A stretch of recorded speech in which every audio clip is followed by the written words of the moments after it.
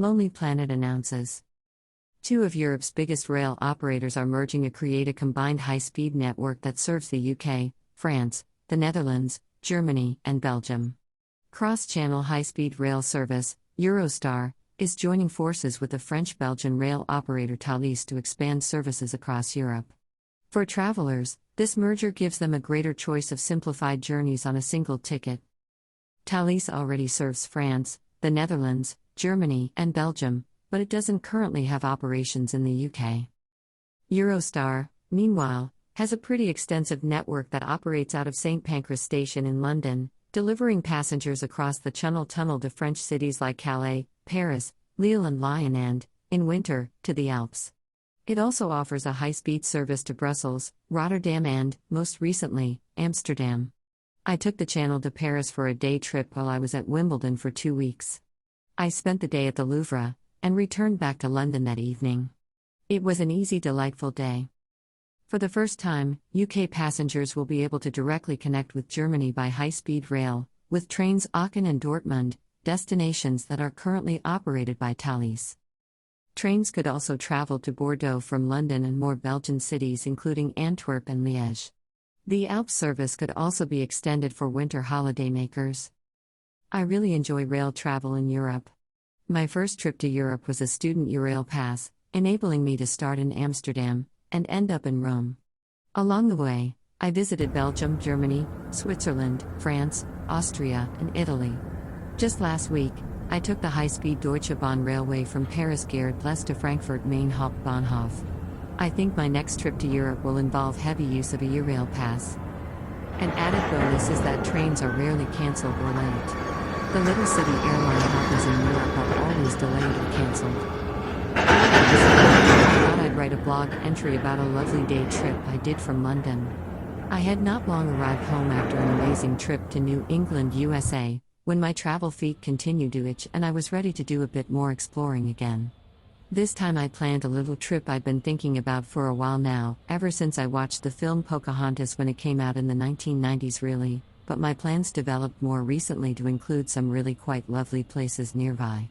It was a Saturday trip on a bank holiday weekend to take in the lovely town of Gravesend on the southern bank of the River Thames in Kent, and then a short ferry ride just across the River Thames onto its northern bank, to take in the smaller town of Tilbury in Essex on the opposite shore.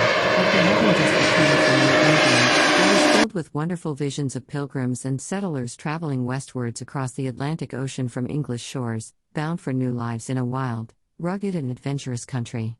My mind reverted to the Disney film Pocahontas, which I had watched as a teenager when it first came out, and very much enjoyed, and after researching more about this Native American princess, I found she had returned to England not long after meeting and marrying Englishman John Rolfe, not in fact John Smith as depicted in the cartoon film, and lived out the rest of her short days in both London and Norfolk, until only a year after arriving in the country, she planned to return with Rolfe to the Americas when she came, but became gravely ill shortly after leaving London and died after she was taken ashore at nearby Gravesend. Her remains are in fact buried in the grounds of St. George's Church in the town, and are marked by a life-size bronze memorial statue dedicated to her. My recent American adventures beckoned me to at last visit this place, and thus on the morning of this weekend day a couple of weeks after my own return from America, I headed eastwards to visit it, and a few other places besides. My journey to Gravesend was pleasant, taking first a train from east. The day that the Heo Golf outing is taking place, and evidently in good weather, yeah. Meanwhile, in this part of the world the McClung family and we enjoyed breakfast on the veranda of the band, pancakes, cereals, or the Pinto Gallo, leftover rice and black beans, with scrambled eggs and either bacon or sausage. We were picked up for the zip line adventure by the original Zipline Company van. I wore my long thin pants and a bum bag with small camera and binoculars, tissues, etc., but probably shouldn't have taken anything but the small camera, as there was never time for any looking around. David reluctantly left his big camera home, and that was absolutely the right thing. First we had to hike up, and up, and up, and it was quite a challenge at this altitude, 4,800, for me. We had a young couple from Dallas TX with us. Did you see that? 10 different zip lines. I couldn't believe it. I got a campground at Bicentennial from Saturday to Monday on Memorial Day weekend. There are just 3 spots in this coveted position. Optimal days on a long weekend? It was meant to be. Saturday. We spent Saturday morning doing the usual, visiting Chuan City and Thingamabob.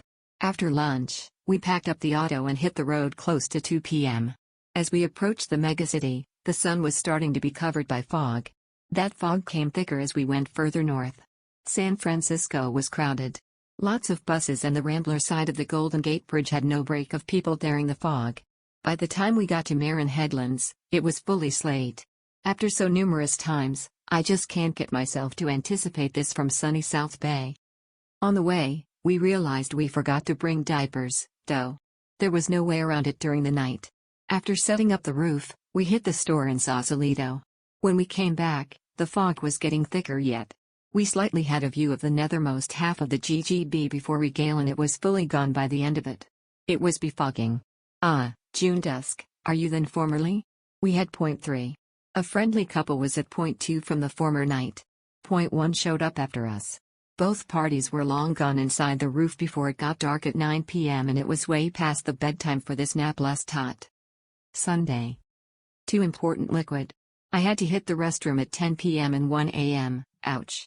Else, it was a super quiet and sleep-suitable night. V woke up in daylight and had an amazing view of the GGB. Y and I also got up and respected the view. Point 1 also woke up and came to see the view, also said, "You wanna hear a weird story?" We woke up at around 9 p.m., and guess what we saw? Fish, yeah, fish. Did I hear that right? Fish in the middle of the forestland? According to her and her party, there were at least 15 fresh fish right by their roof. Some of them were stunk. They took filmland and they were, poof, gone in the morning. They also advised us about the ticks. Also, they packed up and left. They came, saw everything, and left. History's mist was all gone. It was a gorgeous day. After breakfast, we hit Rodeo Beach. It was still early, but the sand formerly had a sprinkle of canine trampers and a bunch of browsers. Y had been on his new toy vehicles since we got to the campground and had further blasts with them at the sand. Pelicans were in full force flying between the ocean and the lagoon. We had a great view of it all. It was windy, but the beach was warm behind the big log. Back to the campground for lunch. Point 2 had also packed up and left, but we weren't lonely as a group of day druggies set up a home on the empty tables. Point Bonita Lighthouse is right around the corner from the campground and it was closed last July. It's since been opened and we were curious to check it out. That's when we realized that the excursionists didn't stop at the GGB. Little did we know that this lighthouse was a sightseer mecca. The buses were oozing out far and wide and there was no break in people flowing in and out of the trail. It was 2 p.m., just in time before 330 ended. After going down the pitch overlooking the ocean and the sealed gemstone, the gate was open. The gate leads into a lair. After a short walk through the narrow path along the precipice, we reached the final entrance to the hanging ground to the lighthouse. The lighthouse had 49 people capacity and the ranger was letting people in as people came out. Going on the hanging ground in a strong wind was Wim Wam's racking with Y on the piggyback rider. Hold on tight, Y. What a view. No wonder this place was packed. There's no place like it. Y played more in the dirt while regale was being cooked. We managed the time more moments and we all passed out by 8 p.m. Monday. It was a windy night. I made sure I went to the restroom before it got dark at 9 p.m. Allowing about the fish, I couldn't rest easy as I was soliciting that I wouldn't have to go again. The coming thing I knew, I heard the catcalls chittering, yay made it. It was another sunny day. June dusk no more. Y decided he wanted to play on the beach again. Rodeo Beach was still the stylish bet. It's close and it's gorgeous. Further pelican sightings and had another comforting morning by the sand. We went back to the fun and games area by the campground to have lunch with a great view of the GGB. Couldn't have asked for a better way to wrap up our mini flight. Isn't life gorgeous? Hope you are hanging there in this world that may have just reopened.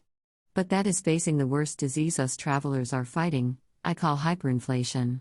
So let's see if we can make 2022 even better than 2021.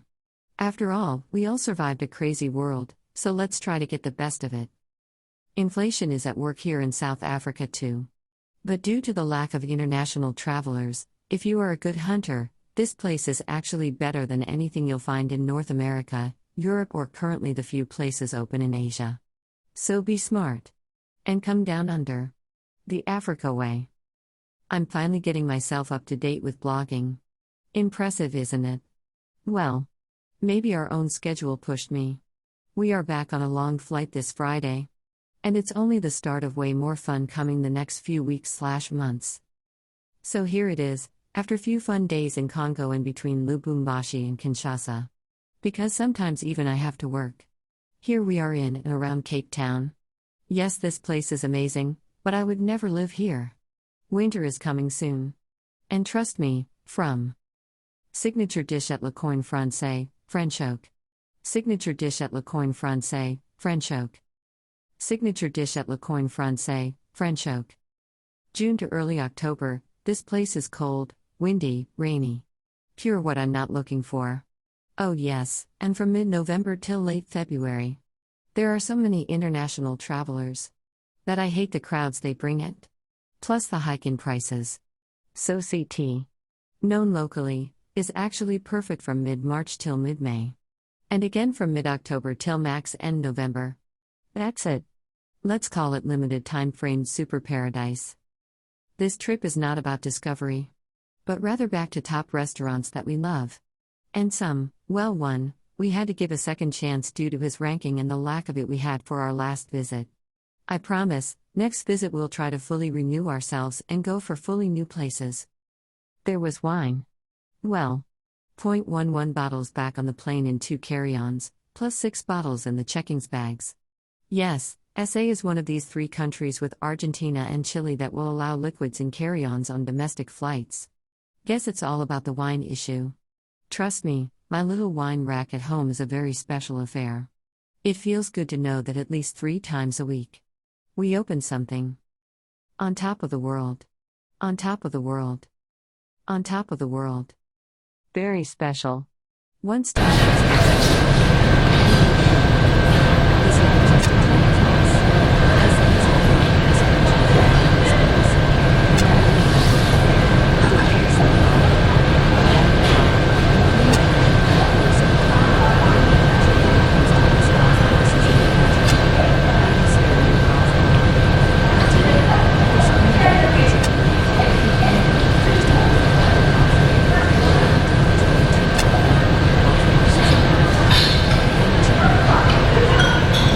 Four South Africans golfers did it.